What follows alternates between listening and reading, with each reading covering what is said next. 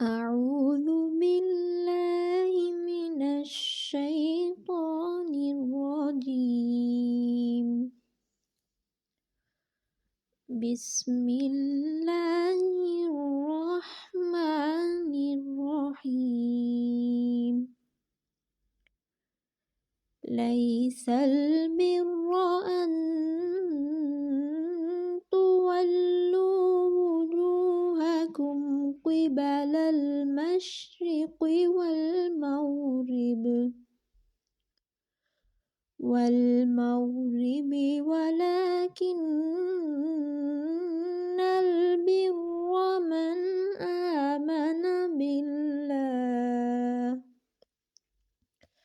من آمن بالله والملائكة والكتاب والنبيين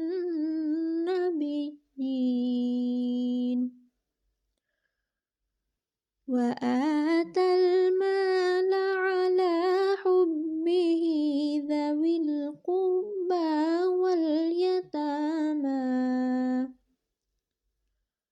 واليتامى والمساكين وابن السبيل والسائلين وفي الرقاب وأقام الصلاة وآتى الزكاة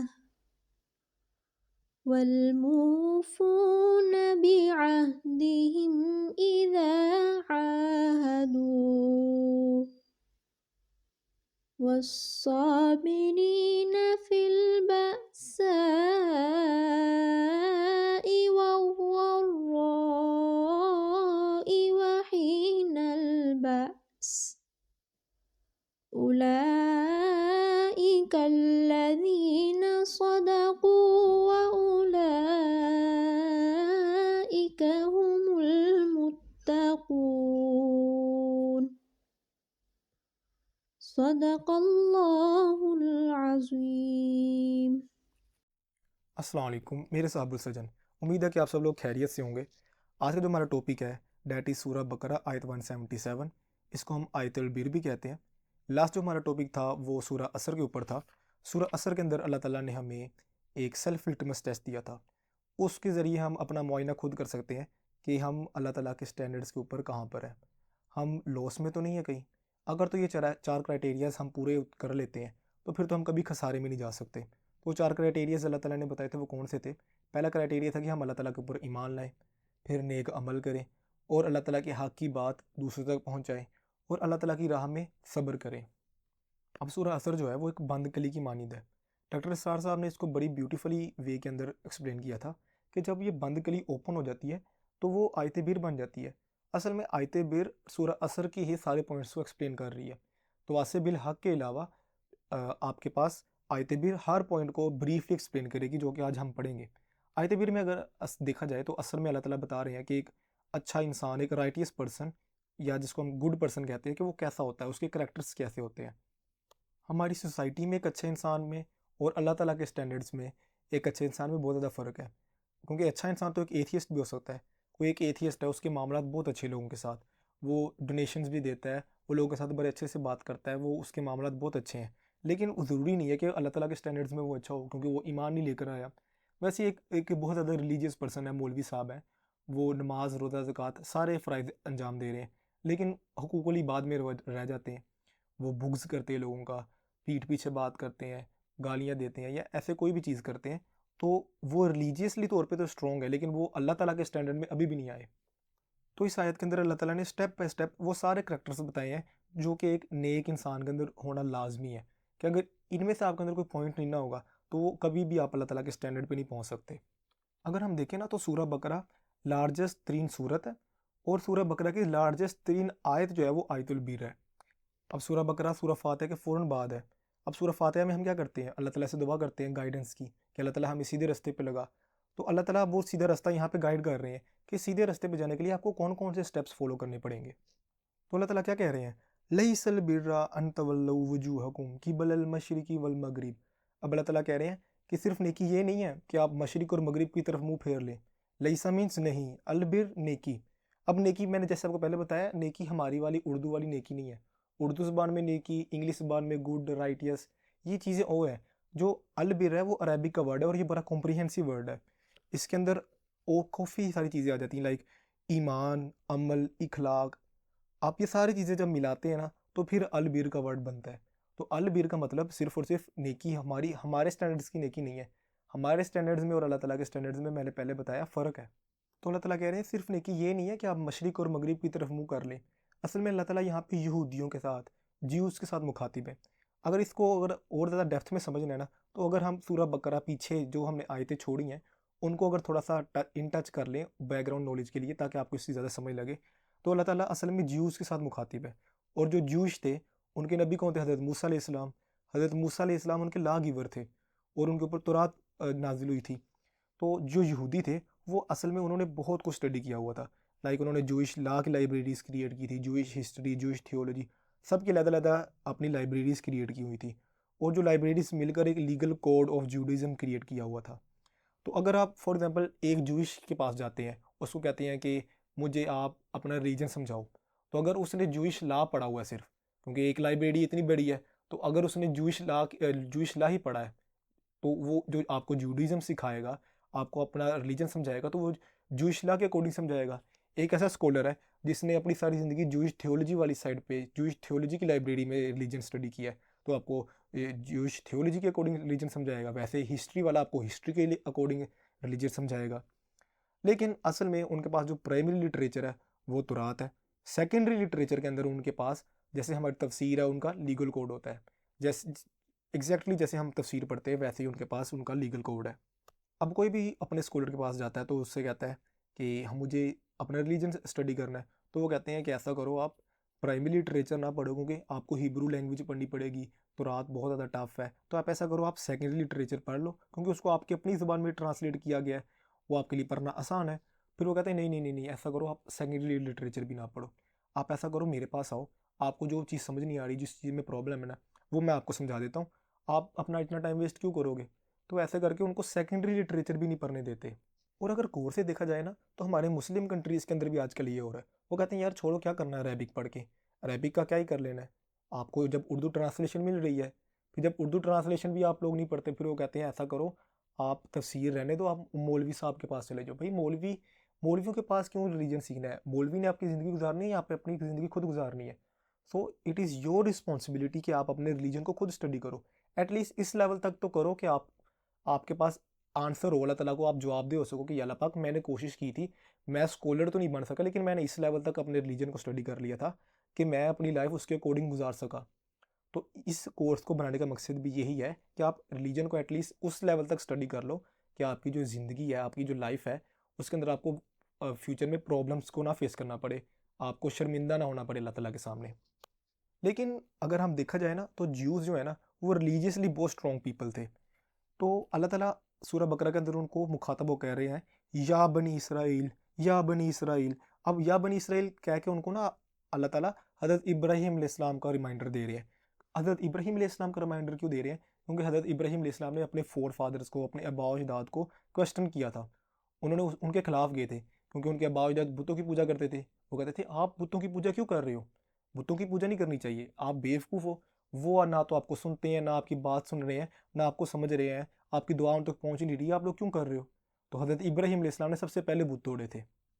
लेकिन अब ज्यूज़ क्या कर रहे थे? वो असल में उल्ट काम कर रहे थे उसका। वो क्या कर रहे थे? वो अपने फोर फादर्स के नक्शे कदम पे चल रहे थे।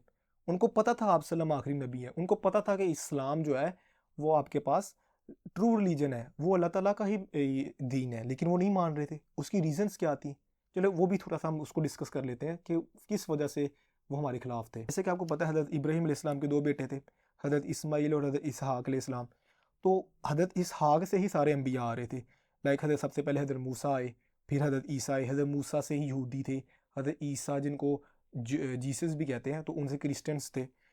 हज़रत इसहाक के जो पहले बेटे थे उनका नाम था यकूब, जैकब जिन्हें कहते हैं, तो जिनको बाद में इसराइल जिनका नाम रख दिया गया। तो उनसे ही आगे कौम जो बनी थी वो बनी इसराइल थी। बनी इसराइल का लिटरल मीनिंग ये होता है कि चिल्ड्रन ऑफ इसराइल। तो उनसे आगे जो लड़ी चल रही थी उनसे सारे अम्बिया आ रहे थे, हज़रत मूसा, हज़रत ईसा अलैहिस्सलाम। लेकिन हज़रत इस्माईल अलैहिस्सलाम से कोई नबी नहीं आया। हज़रत इस्माईल अलैहिस्सलाम अरेबिया में रहे थे और हज़रत इसहाक अपने सारे ख़ानदान को लेकर इसराइल चले गए थे। तो अब यहूदियों को क्या प्रॉब्लम था इससे? हुआ ये कि यहूदी जो थे वो क्रिश्चियंस के साथ उनकी बनती नहीं थी, वो आपस में लड़ाई करते थे। तो यहूदी क्रिश्चियंस को डराते होते थे कि एक दिन हमारा लास्ट वो प्रॉफिट आएगा और वो फिर तुम लोगों का सफाया कर देगा, वो तुम लोगों से हमारा बदला लेगा। तो अब वो तो एक्सपेक्ट कर रहे थे कि हमारी लड़ी में से ही हज़रत इसहाक से ही नबी आएगा, लास्ट प्रॉफिट वहाँ से आएंगे। लेकिन हुआ क्या कि एक बहुत ज़्यादा प्रिमिटिव एरिया से और अनएक्सपेक्टेडली हज़रत इस्माईल अलैहिस्सलाम की लड़ी से वहाँ से नबी आ जाता है और जिसका नाम मोहम्मद है। तो इस बात पे थोड़ा सा गुस्सा करते, कन्फ्यूजन भी क्रिएट होती है कि ऐसा कैसे हो सकता है कि हज़रत इस्माईल अलैहिस्सलाम की लड़ी से आ जाए, क्योंकि पहले तो कोई नबी नहीं आया, वो तो सारे हज़रत इसहाक की लड़ी से आ रहे थे। हज़रत इस्माईल अलैहिस्सलाम की लड़ी से कैसे कोई नबी आ गया? इसी वजह से उनके अंदर इतना ज़्यादा हीट था। दूसरी रीज़न ये थी कि उनके अंदर ट्राइबल प्राइड बहुत ज़्यादा था। उनका जो प्राइड की वजह थी, उनका कबीला था। वो कहते थे कि हम इतने बड़े कबीले से हैं और ये छोटे से कबीला जो अरेबिया के अंदर है, लेस प्रिविलेज्ड लोग हैं, उनके अंदर से नबी कैसे आ सकता है? आखिरी नबी कैसे आ गया उनमें से? अगर वो उस एरिया में से नबी आ गए तो फिर तो हमारी रिलीजियस अथॉरिटी है वो कम हो जाएगी, हमारी पावर भी कम हो जाएगी। तो उनको डर था कि हमारी अथॉरिटी और पावर जो है वो ना ख़त्म हो जाए। उनके अंदर एरोगेंस बहुत ज़्यादा थी, इसलिए वो नबी मानने से इनकार करते थे आप सल्लम को। हालांकि उनको 100% अश्योरिटी थी कि ये आखिरी नबी है और ये दीन भी जो है ये सच्चा दीन है, ये अल्लाह ताला का दीन है। अब ये सब चल रहा होता है, उतनी देर में क्या होता है कि अल्लाह ताला जो है ना वो हुक्म दे देते हैं कि जो किबले का रुख है ना वो आप लोग बैतुल मुक़द्दस यानी जेरूसलम से आप लोग मक्का की तरफ कर दो, काबा की तरफ अब आपने इबादत किया करनी है। तो वो इस वजह से और चिड़चिड़े हो गए कि ये क्या कर रहे हो? पहले आप लोग बैतुल मुक़द्दस की तरफ इबादत कर रहे थे जिधर कोई यहूदी इबादत करते हैं, अब आप लोग मक्का की तरफ इबादत कर रहे हो। तो ये और उसकी वजह से भड़कने लग पड़े और इस वजह से अल्लाह ताला ने ये आयत भेजी फिर कि नेकी सिर्फ ये नहीं है कि आप मशरिक और मगरिब की तरफ मुँह करके नमाज़ पढ़ने लग पड़ो। क्योंकि ऐसा ही होता है कि सब कॉन्टिनेंट के लोग जो होते हैं वो मगरिब की तरफ मुँह करके नमाज़ पढ़ते हैं, यूरोप के अंदर मशरिक की तरफ मुँह करके नमाज़ पढ़ते हैं। तो मैटर तो नहीं करता कि आप किस तरफ मुँह करके नमाज़ पढ़ रहे हो, वो तो नीयत मैटर करती है। तो अल्लाह ताला यहाँ पे यहूदियों से मुखातिब है कि तुम लोग जो नेकी समझ रहे हो ना इबादत को, असल में वो नेकी नहीं है। हालांकि यहूदियों को एग्जैक्टली पता है कि हम इस वक्त रोंग के अंदर हैं, उनको पता है आप सल्लम आखिरी नबी है। अच्छा, आप सल्लम के आखिरी नबी होने की और भी काफ़ी सारी दलीलें पता थी इनको। लाइक आपने वो स्टोरी सुनी होगी बहीरा द मोंग की, वो एक क्रिश्चियन मोंग था जिसने आप सल्लम को सबसे पहले देखकर बता दिया था कि ये आखिरी नबी है। वो जो बहीरा था आई थिंक उसका नेम, तो मुझे अब एग्जैक्टली याद नहीं है उनका नेम, पर वो रिलीजियस स्क्रिप्चर्स को बहुत ज़्यादा स्टडी करते थे। उनकी बहुत ज़्यादा इन डेप्थ नॉलेज थी, वो हर रिलीजन को स्टडी करते थे। तो जब एक दिन वो बैठे हुए उन्होंने देखा कि एक कारवान जा रहा है सीरिया की तरफ और उसके अंदर एक लड़के के सर के ऊपर बादल है, वो उसके ऊपर छाँव कर किए हुए है। उस टाइम आप सल्लम की उम्र लाइक 9 से 12 साल थी और वो अपने चाचा अबू तालिब के साथ सीरिया की तरफ जा रहे थे। तो उन्होंने देखा कि यार ऐसे वो लड़का जो है उसके ऊपर सिर के ऊपर बादल घूमी जा रहा है और छाँव किए हुए है और उस तक धूप नहीं आने दे रहा। तो वो जो मोंक होता है ना, क्रिश्चियन मोंक, वो उनको अपने घर दावत पे बुला लेता है और फिर वो अब्सलम को बड़े क्लोजली ऑब्जर्व कर रहा होता है। वो देखता है कि अब्सलम ना एक दरख्त के नीचे जाके बैठ जाते हैं और वो जो दरख्त की ब्रांचेस होती हैं ना, जो टहनियाँ होती हैं, वो आगे ऐसे बेंट होकर अब्सलम के ऊपर छाँव कर देती है। तो वो देख के बताता है कि इस दरख्त के नीचे ना सिर्फ और सिर्फ ना प्रॉफिट बैठ सकता था और उसके साथ ही ऐसा सिचुएशन हो सकती है। फिर वो और ऑब्जर्व करता है और अब्सलम की प्रॉफिट की जो आपके पास मोहर लगी हुई थी, जैसे कंधों के दरमियान में अब्सलम की ना नबूवत की निशानी थी, तो वो भी चेक करता है और वो फिर कंफर्म हो जाता है उसको कि यही आखिरी नबी है, ये जिसने आखिरी इस्लाम को लेकर आना है। तो वो हज़रत जो उनके चाचा होते हैं अबू तालिब, उनको जाके पास कहते हैं कि ऐसा करो, ये जो लड़का है ना इसको यहूदियों से और ईसाइयों से बचा करना, जहाँ से आए हो वापस वहीं ले जाओ, नहीं तो उन्होंने इसको नुकसान पहुँचा देना है। तो जो उनके चाचा होते हैं वो समझदार होते हैं, वो समझ जाते हैं, वो आप सलम को लेकर वापस चले जाते हैं। तो कहने का मकसद ये है कि जो यहूदी थे उनको सारी स्टोरी क्लियर थी, लेकिन वो फिर भी अल्लाह ताला के खिलाफ जा रहे थे। वजह क्या थी? उनका गुरूर, उनके अंदर गुरूर बहुत ज़्यादा था, वो मानने को तैयार ही नहीं थे कि ऐसा तो हो ही नहीं सकता। वो अपने फोर फादर्स अब्बा अजदाद के नक्शे कदम पे चल रहे थे, जो कि हज़रत इब्राहीम अलैहिस्सलाम ने मना किया उससे कि आप लोगों ने ये काम नहीं करना, लेकिन वो उल्टा वही काम कर रहे हैं जो उनके अब्बा अजदाद करते आए हैं, हमने भी वही करना है। खैर मूविंग ऑन, आगे अल्लाह ताला कह रहे हैं वलाकिन्नल बिर्रा मन आमना बिल्लाहि वल यौमिल आखिर वल मलाइकति वल किताबि वन नबिय्यीन। बल्कि नेकी तो ये है जो ईमान लाए अल्लाह ताला पर, आखिरत पर, फरिश्तों पर, किताबों पर और नबियों पर। लास्ट लेक्चर में भी हमने ईमान को बड़ा डीपली स्टडी किया था, तो उसमें भी मैंने आपको पहले बात बताई थी कि सबसे पहले ईमान अल्लाह ताला पर लाना है, और उसके बाद अल्लाह ताला ने किसका नाम लिया? आखिरत का। अब किसी किताब के अंदर भी आखिरत का इतना जिक्र नहीं है, बाइबल के अंदर भी नहीं, तुरात में भी नहीं, ज़बूर में भी नहीं, लेकिन कुरान पाक के अंदर स्पेसिफिकली आखिरत के ऊपर बहुत ज़्यादा जोर दिया गया है। क्योंकि आप देखें ना, जिसका ईमान आखिरत के ऊपर फर्म होगा, पुख्ता होगा, वो तो कभी बुरा काम करेगा ही नहीं। वो तो हमेशा नेकी करेगा। जब भी वो बुरा काम करने लगेगा, क्योंकि उसके दिमाग में आएगा कि मैंने एक दिन अल्लाह ताला के सामने हाजिर होना है। और जिसका आखिरत के ऊपर ईमान नहीं होगा, वो तो जो दिल करे वो करता जाए, उसको किस बात की टेंशन होगी।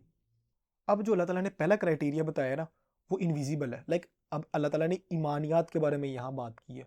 अब ईमानियात तो इनविजिबल होती है, वो किसी को नज़र तो नहीं आ सकती। तो जो पहला क्राइटेरिया ना, वो इनविजिबल है।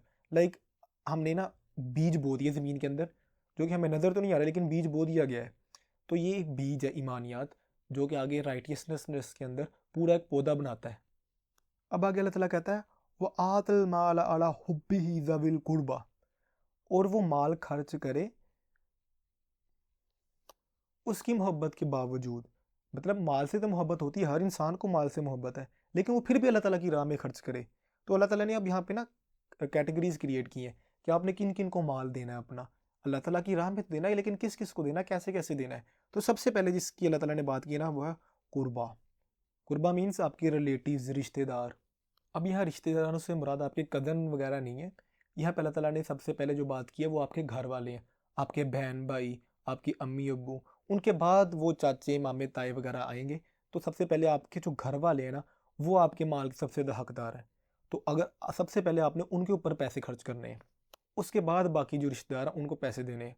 अब इसका नाम सबसे पहले अल्लाह ताला ने क्यों रखा है? क्योंकि ये सबसे ज़्यादा मुश्किल टास्क है। क्योंकि सबसे ज़्यादा जो पॉलिटिक्स होती है, जो ड्रामा होता है ना, वो रिश्तेदारों के साथ होता है। बाहर वाले लोगों को तो आपका कोई ताल्लुक ही नहीं है। उनके साथ तो आप जब मर्ज़ी पैसे दे लो, उनकी जैसी मर्ज़ी मदद कर लो। लेकिन जो मसला होता है ना पैसे देने का, हेल्प करने का, वो रिश्तेदारों के साथ होता है। कोई आपका चाचा आपके पास आता है, वो कहता है कि यार आपने मुझे कहा था कि आप नेक्स्ट रमज़ान मेरी हेल्प करोगे। आप कहते हो कि आपने याद है, आपने वो पिछले से पिछले रमज़ान मुझे क्या बात कही थी, मुझे सारा याद है। तो जो पॉलिटिक्स होती है, वो सबसे ज़्यादा रिश्तेदारों के साथ होती है। तवीत कौन डलवाता है, काला जादू कौन करवाता है? वो रिश्तेदार एक दूसरे से करवाते हैं, हसद करते हैं जेलसी की वजह से। तो सबसे ज़्यादा प्रॉब्लम, जो सबसे बड़ा इम्तहान है, वो रिश्तेदारों को हेल्प करना है। रिश्तेदारों की हेल्प कर ली, उसके बाद बाकी कैटेगरीज अल्लाह ताला ने रखी है। अल्लाह ताला ने कहा सबसे पहले अपने रिश्तेदारों को दो। उसके बाद अल्लाह ताला कह रहे हैं वल यतामा। यतामा मीन्स ऑर्फन्स, जिनके पास अपना सपोर्ट नहीं है, फैमिली सपोर्ट नहीं है। इसके अंदर अल्लाह ताला ने इसलिए सबसे पहले इसकी बात की है, क्योंकि एक जो सिंगल मॉम होती है, जो एक अकेली माँ होती है ना, उसके लिए घर चलाना बड़ा मुश्किल होता है। बिलीव मी, एक जो सिंगल मॉम होती है ना, उनका घर चलाने के लिए बहुत ज़्यादा स्ट्रगल्स होती हैं, और उनके लिए दिल से इज्जत भी मेरी बहुत ज़्यादा निकलती है। क्योंकि आप देखें, जब भी एक अकेली औरत घर संभाल रही होती है ना, तो पूरा का पूरा जो एरिया है ना, वो उसका फ़ायदा उठाने की कोशिश करता है। वो चाहता है कि इसके पैसे भी मुझे मिल जाए, ये सारी की सारी को मैं लूट लूँ। हर चीज़ उससे ज़्यादती करने की कोशिश कर रहा होता है। तो इस सिचुएशन के अंदर उनको एक ऐसे पर्सन की ज़रूरत होती है जो कि उनका सहारा बने। तो अल्लाह ताला कहते हैं कि आप एटलीस्ट उनकी फाइनेंशियल सिचुएशंस को तो कंट्रोल कर सकते हो। ज़रूरी नहीं है कि आप घर जाके उनके सारी मदद करो, उनके काम करवाओ।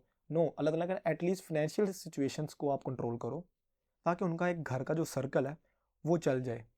इसलिए मैं कह रहा हूँ, जो सिंगल मॉम्स होती हैं ना, जो अकेली माएँ होती हैं, वो बहुत ज़्यादा स्ट्रॉन्ग होती हैं। उसके बाद अल्लाह ताला ने जिनकी बात की है, वो है वल मसाकीन। अब मसाकीन कहते हैं ऐसे लोग जो फाइनेंशियली स्ट्रगल कर रहे हो, जो गरीब हो। वो शो तो नहीं करवाते हमेशा, लेकिन सफ़ेद पोश होते हैं, लेकिन उनको फाइनेंशियली स्ट्रगल कर रहे होते हैं। हो सकता है आपके घर के अंदर, आपके एरिया के अंदर कोई ऐसा पर्सन है जिसकी जॉब चली गई है, उसका बिजनेस लॉस हो गया है, या कोई भी ऐसी कंडीशन है जिसकी वजह से उसके पास माली इमदाद नहीं है। तो आप उसकी हेल्प करें, उसको जॉब ढूंढ के दे सकते हैं, आप उसको घर का राशन डलवा के दे सकते हैं। आप किसी भी तरीके से उसकी हेल्प करें। अब इसका मतलब ये नहीं है कि आप चैरिटी वेबसाइट्स के ऊपर जाकर तो चेक करें, वहाँ पे मीम पेजेस देखें डोनेशंस के। ऐसा ऐसा बिल्कुल नहीं करना आपने। लेकिन ये भी कुछ लोग करते हैं ना कि वो रमज़ान जैसे आजकल चल रहा है, वो आएंगे गरीबों के साथ राशन बांटेंगे, और अपनी पिक्चर्स भी बनाएंगे, और गरीब की भी बेचारे की पिक्चर बनाएंगे, और नीचे लिखेंगे हैशटैग सिंसेरिटी। ऐसे करोगे तो वो उस बेचारे की क्या इज्जत रह जाएगी? वो आपको क्यों नहीं बता रहा था कि वो प्रॉब्लम में है? ऑब्वियसली बात है, उसको शर्म आती है, उसकी उसकी इज्जत नफ्स है एक।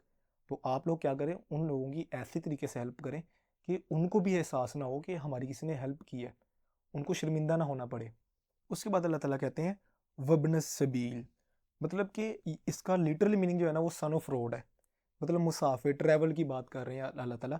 जो ट्रैवलर होते हैं उनकी बात कर रहे हैं कि जो लोग सफ़र के अंदर होते हैं, जो सफ़र के दौरान फाइनेंशियली स्ट्रगल करते हैं, उनके पास पैसे नहीं होते, वो होटलिंग के ऊपर अपना सारा पैसा लगा देते हैं, या उनके पैसे गुम हो जाते हैं, चोरी हो जाते हैं, 100 मसले मसाइल होते हैं इंसान के। तो आप ऐसा करें, उनकी हेल्प करें, उनको अपने घर बुला लें, दावत दे लें, उनको एक रात अपने घर रख लें, उनको खाना वगैरह खिलाएं।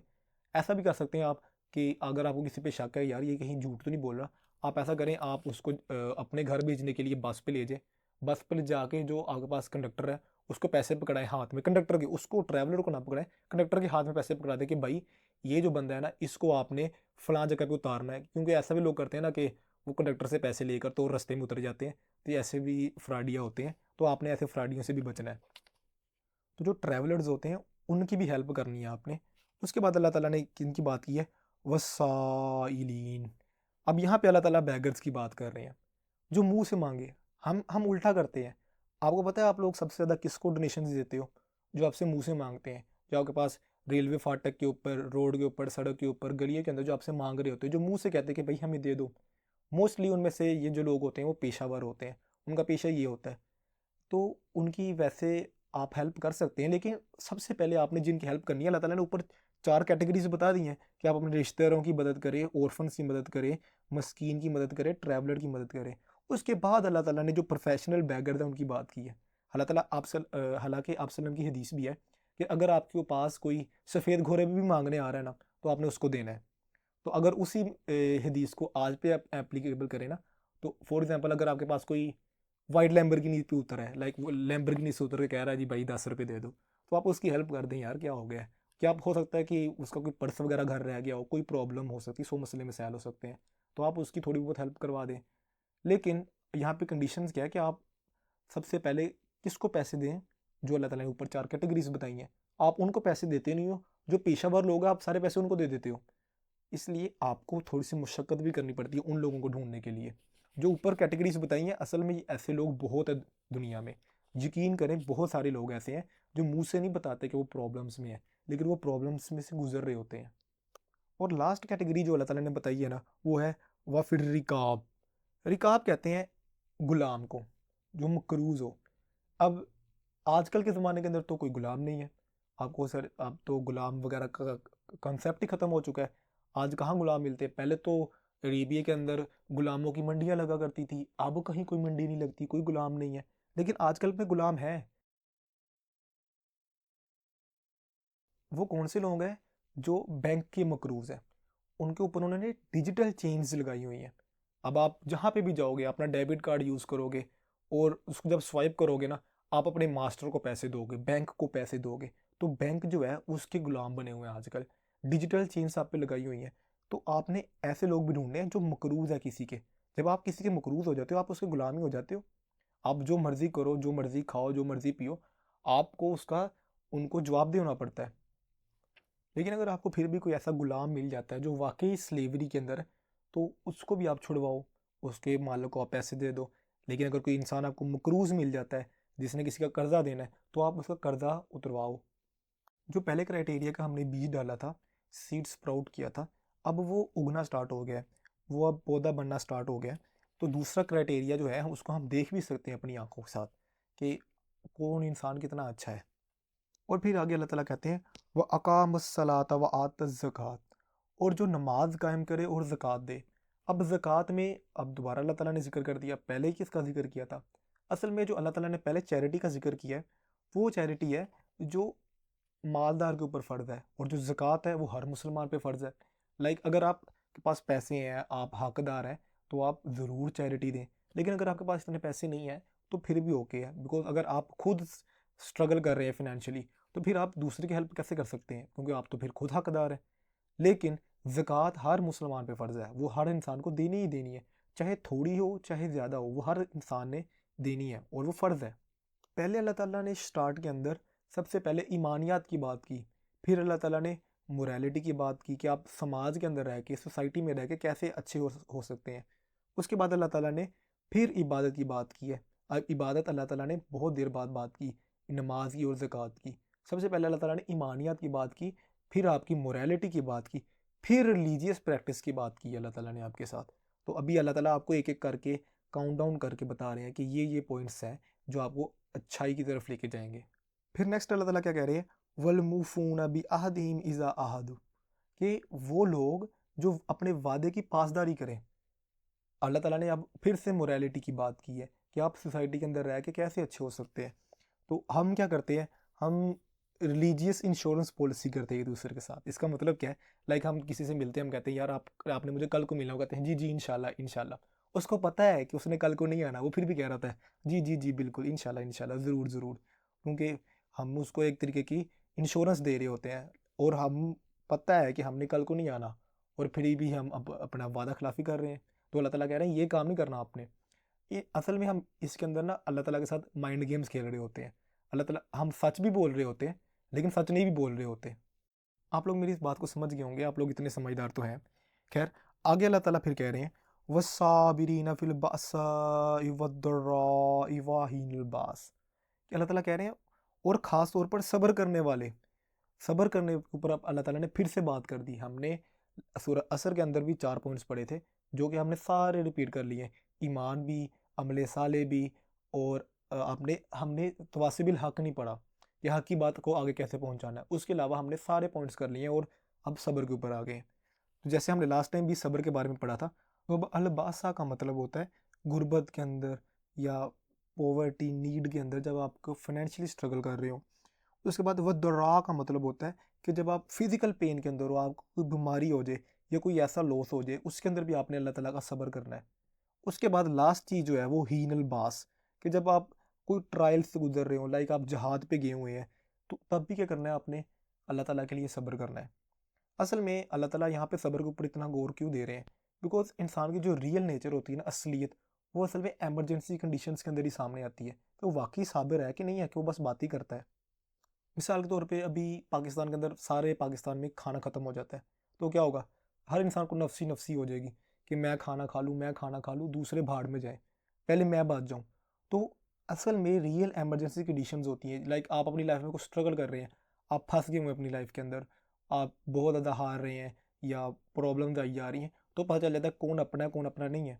तो अल्लाह ताला भी यही कह रहे हैं कि जब एमरजेंसी कंडीशन आनी है ना, फिर मुझे पता चलना है कि तुम मेरे नेक बंदे हो कि नहीं हो, तुम्हें वाकई मेरे ऊपर तवक्कल है, तुम वाकई मेरे लिए सब्र कर सकते हो कि नहीं करते। वो कहते हैं ना कि the darkest the night the closer the God is. और जब तक हमारी ज़िंदगी में प्रॉब्लम नहीं ना आती, हमें अल्लाह ताला भी याद नहीं आते हैं। इसीलिए जो सब्र है ना, वो फाइनल इम्तहान है, वो फाइनल बॉस है आपकी ईमान का, कि जब तक आपको सब्र नहीं ना आएगा तब तक आपका ईमान मुकम्मल नहीं हो सकता। सब्र जो है वो ईमान का एक कंप्लीट हिस्सा है। और फिर अल्लाह ताला कहते हैं यही लोग हैं जो असल में सच्चे हैं, यही लोग हकीकत में मुत्तकी हैं। तो अल्लाह ताला ने हमें पूरा एक पेनल कोड क्रिएट करके दे दिया है कि अगर आप सच में मुत्तकी और सच्चे इंसान कहलवाना चाहते हैं, तो आपने इन कंडीशंस को पूरा करना है। अगर इन कंडीशंस के ऊपर आप पूरे नहीं उतर सकेंगे, तो फिर तो आप ज़लीलो ख्वार हो जाएंगे, दुनिया में भी और आखिरत में भी। इसलिए आप लोग भी जो सबसे पहला एक्शन आप ले सकते हैं ना, वो ये करें कि आप एक लिस्ट क्रिएट करें और उसके ऊपर इन सारे पॉइंट्स को राइट डाउन करें और टिक करें कि क्या आप इन सारे पॉइंट्स के अंदर पूरे उतर रहे हैं। तो आप अपना मुआयना खुद कर सकते हैं कि अगर आपने अल्लाह ताला के सामने एक दिन जाना है, तो आपके पास अगर एक भी पॉइंट नहीं ना है, तो आप फंस जाएंगे। बिलीव मी, इनमें से आपका अगर एक पॉइंट भी ऐसा है जिस पर टिक नहीं ना लगा, अभी भी आपके पास टाइम है, यू हैव टाइम। अभी भी आप अपने आप को खसारे से बचा सकते हैं। आप लॉस में बेशक हैं, लेकिन आप अभी उस दलदल में दबे नहीं हुए, आप अपने आप को वहाँ से निकाल सकते हैं। So you should do this now, this is the time for you to take action. अगर आप बिलीव मी इस टाइम एक्शन ही ना लेंगे, तो रिग्रेट जो है ना वो बहुत ज़्यादा बुरी चीज़ है। तो रिग्रेट से बचने के लिए, पछताने के लिए, इससे बेहतर है कि आप अभी अपने एक्शंस लें और अपने आप का मुआयना करना स्टार्ट कर दें। बाकी अल्लाह ताला हम सबका हामी नासिर हो। मे अल्लाह गाइड अस टू द हक। जज़ाकल्लाह खैर। अल्लाह हाफिज़।